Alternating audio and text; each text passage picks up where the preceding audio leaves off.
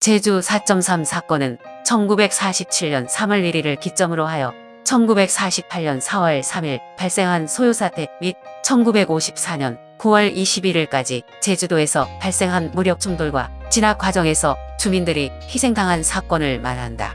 1947년 3월 1일부터 1954년 9월 21일까지 7년 7개월에 걸쳐 제주도에서 일어난 사건이다. 경찰의 3.1절 발포 사건을 발단으로 남조선 노동당 측의 반란과 서북청년회 등 극우단체의 과잉 진압으로 무고한 시민들이 대대적으로 희생당한 사건이다. 일제의 패망 이후 반란을 일으킨 남조선 노동당의 인민유격대와 국군 경찰이 충돌하였고 그 이후 서북청년단으로 대표되는 극우 무장단체의 백색 테러를 북한의 남침 위협을 이유로 이승만 정부와 미군정이 묵인하였다. 토벌 기간 동안 낮에는 국군과 경찰이 마을을 장악하고 밤에는 인민유격대와 좌익 세력들이 점령하기를 반복했다. 밤에는 인민유격대나 좌익들이 나타나서 마을 주민들이 괴뢰군과 괴뢰경찰에 붙어먹었다며 인민재판을 열어서 죽이고 낮에는 국군과 경찰이 나타나 의심스러운 징후가 보인다면서 민간인을 처형했다. 대한민국 제1공화국 시기의 민간인이 억울하게 학살되거나 희생된 대표적인 사건으로 꼽힌다. 3월 10일부터 중앙정부의 사과를 요구하는 민관합동파업이 도내에서 대대적으로 일어났다. 관공서는 물론이고 통신기관, 운송업체, 공장, 회사, 학교 등에서 공무원, 심지어는 미 군정청 통역단까지 파업에 참여하였다. 노동자, 학생들은 일제히 파업했고 이는 13일까지 제주도 전역으로 퍼졌다.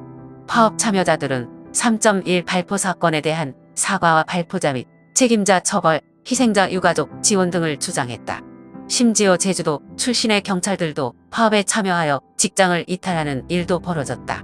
하지만 중앙정부인 미군정은 철저히 이런 요구 조건을 무시해버렸다.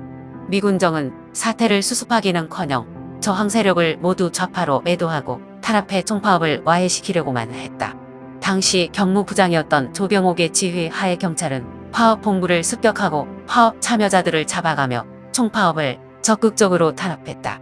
탄압 때문에 3월 말부터는 총파업이 가라앉았다. 하지만 탄압은 계속되었다. 1948년 11월 17일 이승만 대통령은 제주도의 계엄령을 선포했고 송유찬을 계엄사령관으로 임명했다. 계엄령을 토대로 군경 토벌대는 본격적인 진압에 들어갔다. 토벌을 위해 군경은 해안을 통제하고 언론의 재갈을 물렸다. 제주도는 외부로부터 고립되었다. 1948년 11월 중순부터 초토하작전이라고 불리는 강경 진압이 시행됐다. 상상을 초월하는 끔찍한 일들이 학살 도중에 벌어졌다. 토벌대는 주민들을 집결시키고 가족끼리 말을 태우게 하거나 뺨을 때리게 했다. 만약 조금이라도 주저한다면 마구 구타했다. 반항하면 그 자리에서 총살하는 일도 있었고 총살자, 가족에게 총살당하는 사람을 보게 하며 만세를 부르고 박수를 치게 했다. 처형 대상인 사람이 없자 그 사람의 가족을 데려다 대신 죽여 버리는 대사라 마을 주민들을 모아놓고 학살을 벌이는 관광총살도 횡행했다. 어떤 곳에서는 군경 토벌대가 주민들을 대상으로 사살 연습을 벌이기도 했다. 그렇게 마구잡이로 학살된 사람들은 토벌대에 의해 모두 사살된 폭도가 되었고 학살 행위는 공적으로 치하되었다. 6월 7일에는 무장대의 상징적 존재였던 이덕구가 토벌대에 의해 사살되었다. 그의 시신은 나무 십자가에 묶여져 제주경찰서 정문 앞에 하루 동안 전시되고 태워졌다. 또한 이 사건은 제주도에서 기독교 전체에 대한 인기가 떨어지는 결과를 낳았다.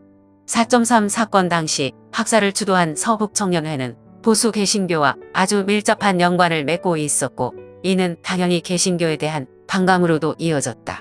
이 때문에 제주도 기독교 신자의 비율은 개신교와 가톨릭을 통틀어 상대적으로 낮은 편이다.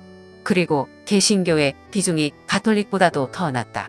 2014년에 박근혜 정부에서 4.3 희생자 추념일을 처음으로 국가기념일로 지정하며 진상규명을 하겠다는 태도로 표를 받아갔지만 9년 동안 이명박, 박근혜 대통령의 참석이나 특별한 언급이 있지는 않았다.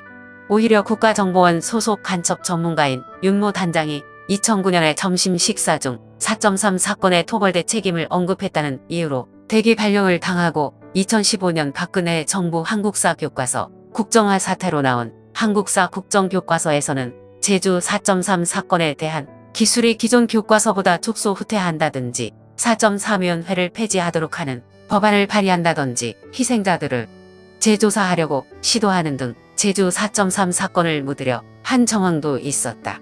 2018년 4월 3일 문재인 대통령이 70주년 4.3 희생자 추념식에 참석하였다. 문 대통령은 12년 만에 4.3 추모 행사에 참석하는 대통령으로서 노무현 전 대통령에 이어 다시 한번 사과하고 4.3의 완전한 해결을 향해 흔들림 없이 나아갈 것을 약속하였다. 2019년 1월 17일 제주지방법원은 불법 군사재판에 의해 수감된 4.3 생존 군사재판 수형인 18명을 재심 끝에 공소기각 판결을 내려 사실상 무죄를 인정하였다. 국방부는 71년 만에 처음으로 유감을 표명했고 경찰청장도 4.3 사건 추념식에 참석해 4.3 사건 당시 무고한 양민을 학살한 것을 사죄했다.